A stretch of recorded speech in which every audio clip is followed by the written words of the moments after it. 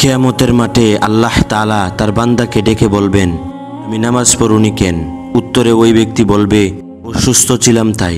আল্লাহ তাআলা বলবেন, তুমি কি হযরত আইয়ুব আলাইহিস সালাতু ওয়াস সালামের চেয়ে বেশি অসুস্থ ছিলে, যার শরীর পোকামাকড়ে খেয়ে ফেলেছিল? আরেক ব্যক্তিকে আল্লাহ তাআলা জিজ্ঞাসা করিবেন, তুমি নামাজ পড়ুনি কেন? ওই লোক উত্তরে বলবে, দায়িত্ব কর্মভার থাকার কারণে। আল্লাহ তাআলা বলবেন, তোমার কি হযরত সুলাইমান আলাইহিস সালাতু ওয়াস সালামের চেয়েও বড় রাজত্ব ছিল নাকি, যে দায়িত্ব সামলাতে গিয়ে তুমি নামাজ পড়তে পারোনি? তখন আল্লাহ তাআলা এক মহিলাকে জিজ্ঞাসা করিবেন, তুমি নামাজ পড়োনি কেন? মহিলা উত্তরে বলবে, স্বামীর অত্যাচারের কারণে। আল্লাহ তাআলা বলবেন, তোমার স্বামী কি বিবি আসিয়ার স্বামী ফেরাউনের চেয়েও বেশি অত্যাচারী ছিল, যে তুমি নামাজ পড়তে পারোনি? তখন আল্লাহ তাআলা আরেক মহিলাকে জিজ্ঞাসা করিবেন, তুমি নামাজ পড়োনি কেন?